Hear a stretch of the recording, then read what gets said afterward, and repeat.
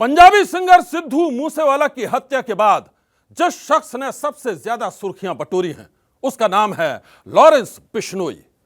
पंजाब का कुख्यात gangster Lawrence Bishnoi.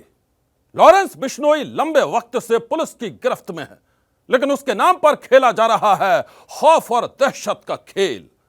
सनसनी में आज हम आपके सामने लॉरेंस बिश्नोई के उस खतरनाक खेल का पूरा खुलासा करेंगे, लेकिन उससे पहले देखिए पंजाब में टाइम बम वाली साजिश की डरावनी कहानी।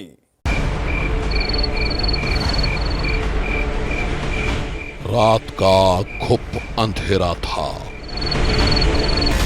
बम वाले पैकेट को गाड़ी में छुपाने के बाद वो नकाबपोश फिर से मोटरसाइकिल पर सवार हुआ और अपने साथी के साथ वहां से 9-2-11 हो गया। कुछ ही पलों में वो मोटरसाइकिल अंधेरे में गुम हो गई और उस मोटरसाइकिल के साथ ही आंखों से ओझल हो गए दोनों नकाबपोश। लेकिन वो दोनों मोहरे इस बात से बेखबर थे कि उनकी एक एक करतूत वहां लगे सीसीटीवी कैमरे में कैद हो रही थी। उन दोनों को इस बात का अंदाजा नहीं था कि बहुत जल्द उनकी पूरी साजिश बेपर्दा होने वाली थी।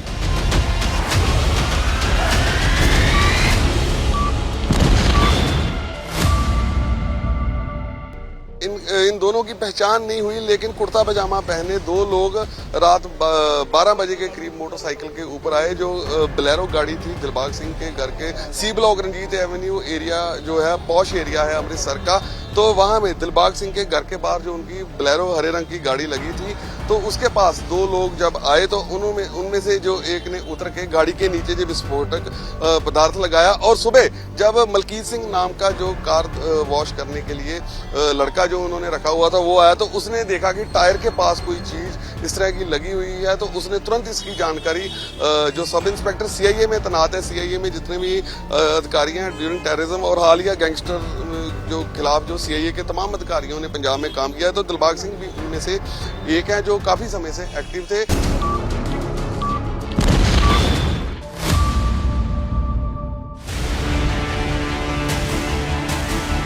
सीसीटीवी कैमरे की इन धुंधली तस्वीरों के जरिए आप ये तो पहले ही देख चुके हैं कि दो संदिग्ध नकाबपोशों ने कैसे एक गाड़ी के नीचे साजिश का सामान छुपाया था।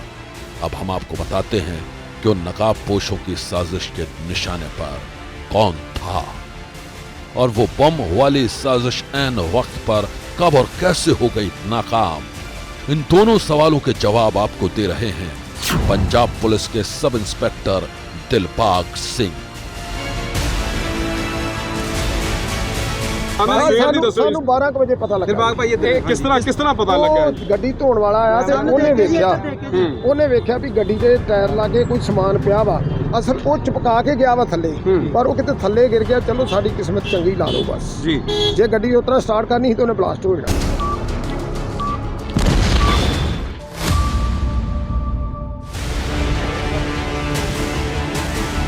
पंजाब पुलिस के सब इंस्पेक्टर दिलबाग सिंह ने कैमरे के सामने जो खुलासा किया है उससे पूरी कहानी शीशे की तरह साफ हो गई है। हम आपको बता दें कि सब इंस्पेक्टर दिलबाग सिंह उस गाड़ी के मालिक हैं जिस गाड़ी के नीचे अमृतसर में बम छुपाया गया था। नकाबपोशों की बम वाली साजिश का टारगेट भी कोई और नहीं बल्कि दिलबाग सिंह ही थे। एक पुलिस वाले के खिलाफ रची गई खतरनाक साजिश के खुलासे ने अमृतसर से लेकर चंडीगढ़ तक सनसनी फैलाती है। वो जो इन्वेस्टिगेशन कर रहे कोई एक डेटोनेटर टाइप का कुछ मिलिया मटीरियल कोई उत्थे, तो डीसीपी इन्वेस्टिगेशन जेडे अमृतसर आ उन्होंने हुणे मेरी जस्ट गल हुई सी, ਉਹਦੀ इन्वेस्टिगेशन कर रहे हैं। वो जो भी सामने आएगा वो फिर अगे फर्दर डिटेल्स आपको दस देंगे। पंजाब पुलिस के आला अधिकारियों ने पूरे मामले की जांच के आदेश दिए। पुलिस अब ये पता लगाने में जुटी है कि सब इंस्पेक्टर दिलबाग सिंह की गाड़ी के नीचे बम छुपाने वाले नकाबपोश कौन थे और बम छुपाने के बाद वो लोग आखिर कहां गायब हो गए।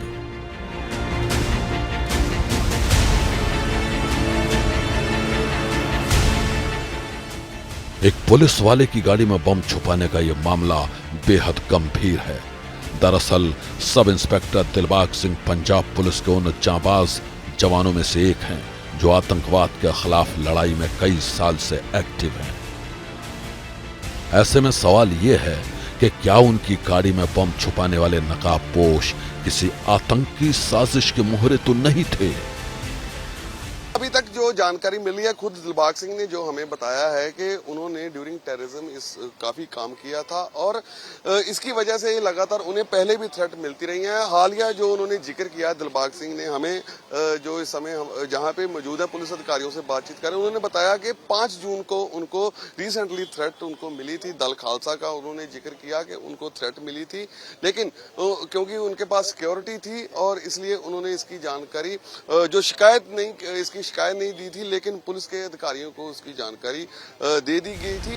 तो नकाबपोशों की बम वाली साजिश का पर्दाफाश अमृतसर के रंजीत एवेन्यू इलाके में हुआ है, जहां आमतौर पर सुरक्षा के चाक चौबंद इंतजाम होते हैं। लेकिन जिस ढंग से 2 नकाबपोश बड़े आराम से बम प्लांट करके रफू चक्कर हो गए, उसका वीडियो देखकर हर कोई हैरान है।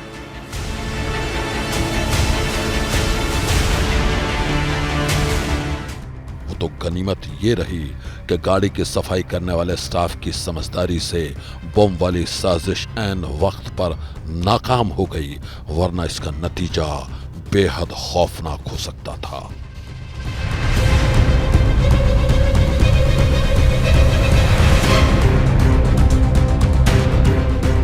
अब इस सीसीटीवी कैमरे की तस्वीरों के आधार पर ही पंजाब पुलिस आरोपियों की तलाश में जुटी है। पंजाब ने लंबे वक्त तक आतंकवाद का दंश झेला है। ऐसे में पंजाब पुलिस इस मामले में पूरी संजीदगी से तफ्तीश को आगे बढ़ा रही है। सनसनी के लिए अमृतसर से गगनदीप शर्मा की रिपोर्ट।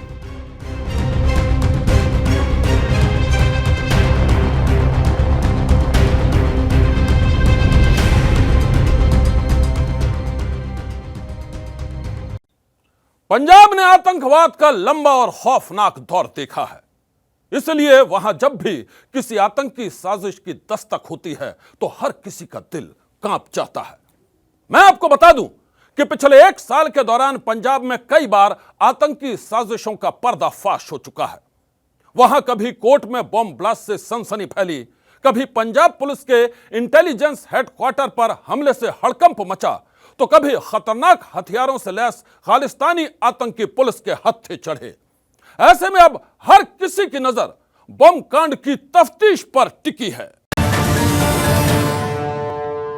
सनसनी में अब कहानी कुख्यात गैंगस्टर लॉरेंस बिश्नोई के खौफ की, दास्तान उस खौफ की जिसके साये ने हर किसी को डरा रखा है। पंजाबी सिंगर सिद्धू मूसेवाला की हत्या के बाद से ही लॉरेंस बिश्नोई से पुलिस लगातार पूछताछ कर रही है, लेकिन दूसरी तरफ उस गैंगस्टर के नाम पर खेला जा रहा है धमकियों का खेल।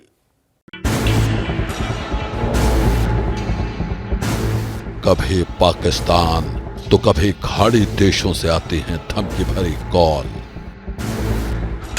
मैं लॉरेंस बोल रहा हूं, जिंदगी चाहते हो तो पूरा पैसा पहुंचा दो।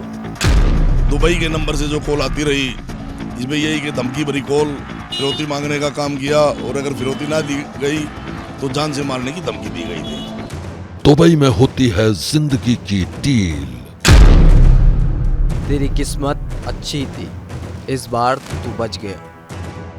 हिंदुस्तान में खेला जाता है दहशत का खेल।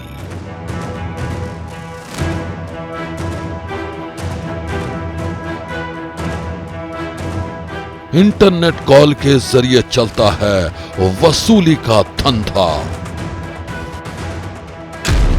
लॉरेंस गैंग का पाकिस्तान कनेक्शन, एबीपी न्यूज की बड़ी पड़ताल।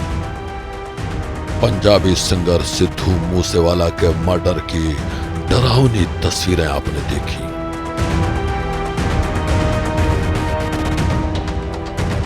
मूसेवाला हत्याकांड की साजिश का सबसे बड़ा मास्टरमाइंड गैंगस्टर लॉरेंस बिश्नोई के खुलासे की कहानी भी आपने सुनी।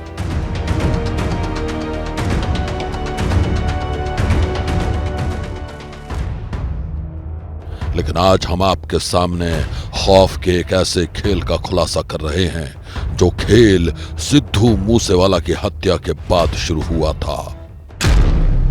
हेलो, मैं लॉरेंस बोल रहा हूं।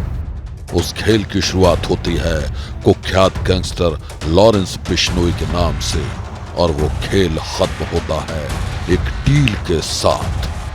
पूरा पैसा पहुंचा दो, तुम्हारी किस्मत अच्छी है जो तुम बच गए।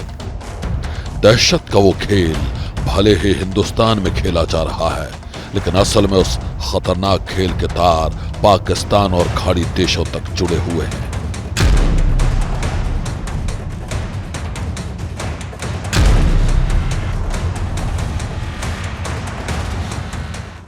नाम होता है कुख्यात गैंगस्टर लॉरेंस बिश्नोई का, लेकिन धमकी भरे फोन किए जाते हैं पाकिस्तान से। क्या सचमुच लॉरेंस बिश्नोई का नेटवर्क पाकिस्तान तक फैल चुका है? क्या सचमुच लॉरेंस गैंग के गुर्गे पाकिस्तान और खाड़ी देशों से फोन करके लोगों को धमकियां देते हैं और उनसे जबरन वसूली करते हैं? इन सवालों के जवाब जानने के लिए जब एबीपी न्यूज संवाददाता वरुण जैन ने पड़ताल की तो ऐसे ऐसे खुलासे हुए जो आपको हैरान कर देंगे। इस पड़ताल में सामने आई है वर्चुअल नंबरों के जरिए फोन कॉल्स की कहानी। ये सुरेंद्र पवार हैं, हरियाणा के कांग्रेस विधायक। सुरेंद्र पवार की गिनती हरियाणा के एक कद्दावर नेता के साथ साथ समाज सेवी और एक कामयाब बिजनेसमैन के तौर पर भी होती है। अपने इलाके में इनका अच्छा खासा रसूख है और उसी रसूख ने इन्हें राजनीति की बुलंदियों तक पहुंचाया है। लेकिन पिछले दिनों इनके साथ एक ऐसी अनहोनी हुई जिसने इनके दिल को दहशत से भर दिया। धमकी भरी फोन कॉल्स ने कांग्रेस विधायक सुरेंद्र पवार की रातों की नींद और दिन का चैन छीन लिया। ये मेरे अकेले के साथ नहीं, ये हरियाणा के 5 विधायकों के साथ हुआ। ये 25 जून की बात है और 25 जून से लगातार कई दिन तक ये दुबई के नंबर से जो कॉल आती रही, इसमें यही कि धमकी भरी कॉल, फिरौती मांगने का काम किया और अगर फिरौती ना दी गई तो जान से मारने की धमकी दी गई थी। उन्होंने यही था कि भाई जो भी उन्होंने फिरौती की अमाउंट मांगा कि अगर ये 2 दिन में 3 दिन में तो दे दोगे ठीक है, नहीं दे पाओगे तो हम आपको सड़क पे ही जान से मार देंगे। सोनीपत के कांग्रेस विधायक सुरेंद्र पवार को कुख्यात गैंगस्टर लॉरेंस बिश्नोई के नाम से धमकियां दी गई थी। धमकी भरे फोन कॉल से वो इतने परेशान हो गए थे कि घर से निकलने में भी उन्हें डर लगता था। इसकी सबसे बड़ी वजह यह थी कि धमकी भरे फोन इंटरनेट कॉलिंग के जरिए किए जा रहे थे, इसलिए धमकी देने वाले बदमाशों के बारे में कुछ भी पता नहीं लग पा रहा था। उस बारे में जो है मतलब मुझे मालूम नहीं कि वो कौन लोग हैं, क्योंकि जब तक वो लोग पकड़ में नहीं आएंगे तब तक हम लोग कुछ नहीं कर सकते। पुलिस ने पकड़े हैं 6-7 लोग। अब कुछ लोग पकड़े हैं, पुलिस का ये कहना कि इन लोगों के तार उन लोगों से जुड़े हुए हैं जिन लोगों ने धमकी दी है, पाकिस्तान में बैठे हुए हैं। गैंगस्टर लॉरेंस बिश्नोई के गैंग की धमकियों ने खौफ का ऐसा माहौल तैयार किया कि कांग्रेस विधायक सुरेंद्र पवार ने एक बार तो राजनीति को छोड़ने का ही फैसला कर लिया था। इन्होंने न सिर्फ पुलिस का दरवाजा खटखटाया था, बल्कि यह मामला हरियाणा सरकार तक भी पहुंचा था। लेकिन इनके दिल में जो डर घर बना चुका था, उस डर का इलाज किसी के पास भी नहीं था। उस डर की सबसे डरावनी हकीकत ये थी कि खुद पुलिस वाले भी उससे अछूते नहीं थे। यहाँ तक कि सोनीपत में ही तैनात कुछ पुलिस वालों को भी गैंगस्टर लॉरेंस बिश्नोई के नाम से धमकियां दी गई थी। सबसे ज्यादा हैरत की बात यह थी कि धमकी भरे फोन कॉल्स या तो पाकिस्तान से किए गए थे या फिर खाड़ी के अलग अलग देशों से। आए दिन धमकियों का सिलसिला बढ़ रहा था। इससे हरियाणा पुलिस के स्पेशल टास्क फोर्स यानी एसटीएफ की नींद उड़ना लाजमी था। अभी तक ऐसा कोई भी तथ्य, जैसे मैं आपको बताया, सामने नहीं आया है कि सारे घटनाक्रम में इस गैंग के किसी तरीके से किसी टेरर एंगल के साथ जुड़े होने के लिंक पाए गए हैं। ये बात जरूर है कि जो ये लोग हैं इस तरह का काम ये रेगुलरली कर रहे हैं, जो पाकिस्तान में फैसलाबाद में बैठ के फ़ोन किए जा रहे हैं। मैं ये भी इस बात को एडमिट करने में संकोच नहीं है कि क्योंकि वो लोग दुश्मन देश की धरती पे बैठे हैं तो उसका फ़ायदा उठा के उनके फ़ोन आते रहेंगे। आम जन से अपील है कि इस तरह के फ़ोनों के ऊपर ध्यान ना दें। इस तरह के फ़ोनों के बहकाव में आने का बिल्कुल भी जो ये प्रयास कर रहे हैं इनके बहकाव में ना आए और किसी तरह के लालच में आके इनकी ठगी का शिकार ना बनाएं।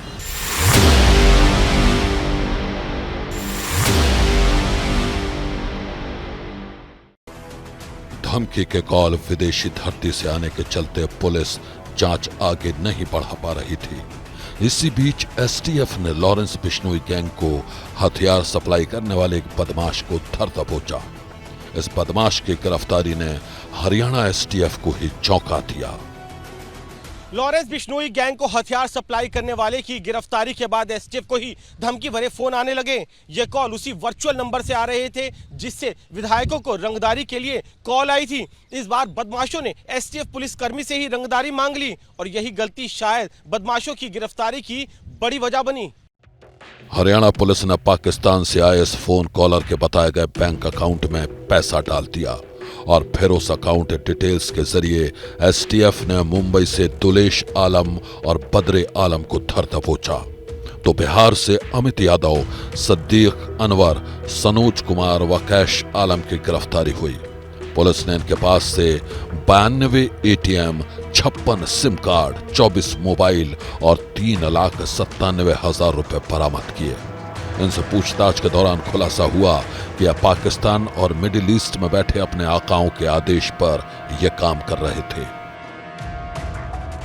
एक्चुअली जो लोग फ़ोन कर रहे हैं वो पाकिस्तान की धरती पे बैठे हैं, तो वो पैसा पाकिस्तान भेजने के लिए इन लोगों ने कुछ एक ऐसे इंडियन अकाउंट्स को आइडेंटिफाई कर रखा था जिनके परिवार का कोई ना कोई सदस्य दुबई या फिर गल्फ किसी अन्य गल्फ कंट्रीज में जॉब कर रहा है और वहाँ पे जो व्यक्ति वहाँ की करेंसी में पैसे कमा रहा है ये उससे वो पैसे वहाँ पे ले लेते थे और उनके परिजनों को यहाँ पे इंडियन करेंसी ये जो फ्रॉड का पैसा ये ट्रांसफ़र कर देते थे। तो इस तरह के करीब 772 अकाउंट, जिसमें मैं ये कहने में संकोच नहीं होगा कि हो सकता है इन 772 अकाउंट में कुछ लोग खुद भी विक्टिम हो, जो कि इनकी जालसाजी का वहाँ दुबई में जॉब करने वाला एक साधारण सा व्यक्ति जो इंडिया से वहाँ पे मेहनत मजदूरी करने गया है वो फंस गया हो। पुलिस को जांच के बाद उन 727 बैंक अकाउंट्स का पता चला है जिसके जरिए ये गैंग एक्सटॉर्शन के पैसे को अपने आकाओं तक पहुंचा रहे थे। इतनी बड़ी संख्या में ऐसे बैंक अकाउंट्स का पता चलने पर एक बार तो एजेंसीज भी सख्ते में हैं। हरियाणा एसटीएफ के मुताबिक जांच के दौरान पता चला कि इन सभी 727 बैंक अकाउंट से जुड़ा कोई न कोई शख्स गल्फ देशों में काम करता था। ये गैंग इन बैंक अकाउंट में एक्सटॉर्शन और धोखाधड़ी का पैसा डलवाते और फिर गल्फ देशों में बैठे बैंक अकाउंट के मालिक को वहां की करेंसी में पैसे दे दिया करते थे। बाद में इन बैंक अकाउंट से पैसा निकालकर हवाला के जरिए पाकिस्तान भेजा जाता था। हरियाणा एसटीएफ के मुताबिक हिंदुस्तान में मौजूद इस गैंग के सदस्यों को इस काम के लिए 10 से 15% कमीशन मिलता था। पुलिस अब इन सभी संदिग्ध बैंक अकाउंट्स की पड़ताल में जुटी है कि आखिर कहीं यह पैसा किसी आतंकी गतिविधियों में तो इस्तेमाल नहीं होता था। इससे पहले और वो कौन कौन से अकाउंट हैं जिनके जरिए यह पैसा पाकिस्तान भेजते थे। हरियाणा पुलिस की जांच पड़ताल में पता चला है कि पाकिस्तान और खाड़ी देशों से धमकी भरे फोन का खेल वर्चुअल नंबरों के जरिए चल रहा था। आखिर क्या होता है ये वर्चुअल नंबर और कैसे वर्चुअल नंबरों के जरिए चलता है जबरन वसूली का धंधा, अब आप ये भी देख लीजिए।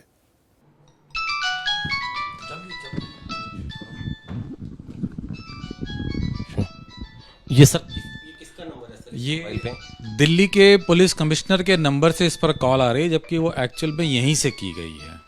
ये देख सकते हैं आप ये नंबर, अगर मैं अपने इस पे दिखाऊं 98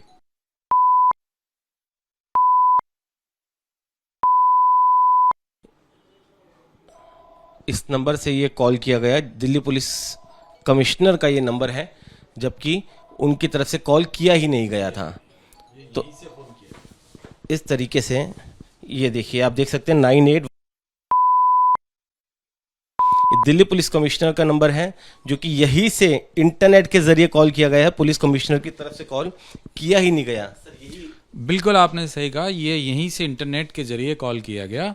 और अगर हमने देखा स्क्रीन पर ऐसा लग रहा है पूरी तरह से दिल्ली के पुलिस कमिश्नर का नंबर आ रहा है, तो जो भी व्यक्ति कॉल को रिसीव करेगा उसको यही इंप्रेशन आएगा कि वो जो कॉलर है वो शायद दिल्ली पुलिस कमिश्नर स्वयं हैं या उनके ऑफिस से ही कोई बोल रहा है, क्योंकि ये नंबर उन्हीं का डिस्प्ले हो रहा है।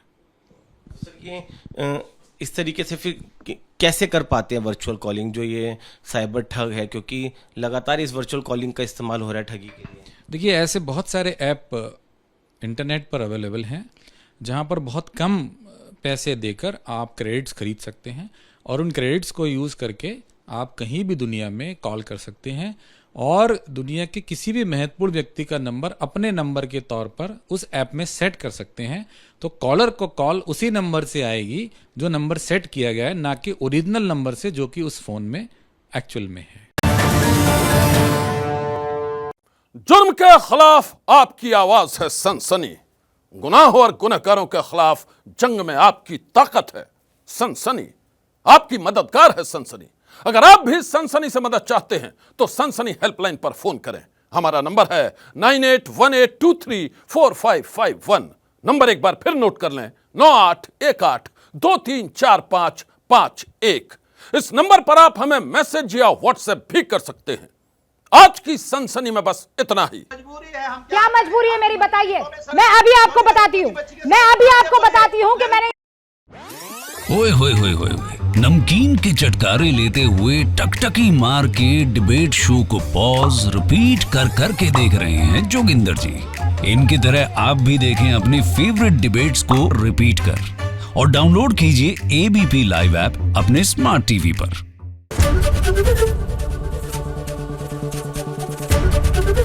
एबीपी न्यूज आपको रखे आगे।